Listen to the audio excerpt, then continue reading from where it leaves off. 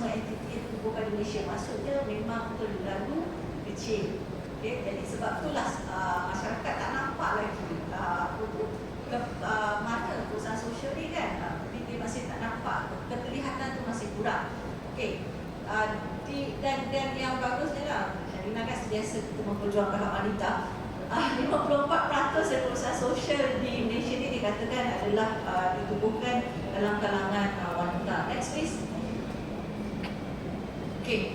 Kalau kita nak bandingkan ekosistem perusahaan sosial dengan ekosistem koperasi dan PMKS ataupun SMEs, memang tidak dinafikan ekosistem perusahaan sosial di Malaysia masih lagi belum mantap.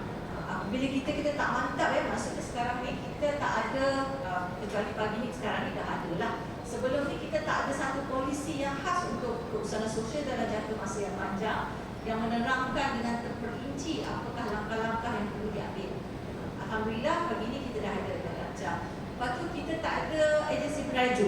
Dulu kalau orang sebut siapa jaga, Magic jaga kot. Lepas tu tiba-tiba sekarang YIM jaga kot. Tiba-tiba sekarang tiba-tiba Puskop jaga kot. Tapi sekarang dah betul macam yang Menteri cakap pagi tadi. Jemaah Menteri telah bersetuju agar kementerian yang akan menerajui perusahaan sosial Malaysia adalah Kementerian Usahawan dan juga Koperasi. Okay, next.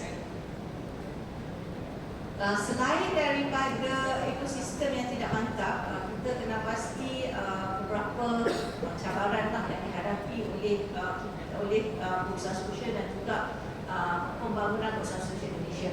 Yang pertama, betul macam saya cakap tadi kita masih lagi sama-sama terkait dengan perusahaan sosial. Yang paling senang lah bila kita engage dengan berbagai pihak yang selalu orang confuse, contohnya aktiviti perusahaan sosial dengan aktiviti kemasyarakatan. Contohnya baru-baru ni kita ada banjir, jadi kita hantar sukarelawan untuk bantu bahasa banjir. So dia kata itulah kami buat aktiviti perusahaan sosial. Itu bukan, itu adalah aktiviti kemasyarakatan. Itu still one off kan. Lagi satu yang orang keliru antara perusahaan sosial dengan corporate social responsibility ataupun CSR. Maksudnya dia kata dalam masa kami buat pembentangan pun dalam agensi kami pun ada confuse. Dia kata kami buat perusahaan sosial sebab kami selalu bagi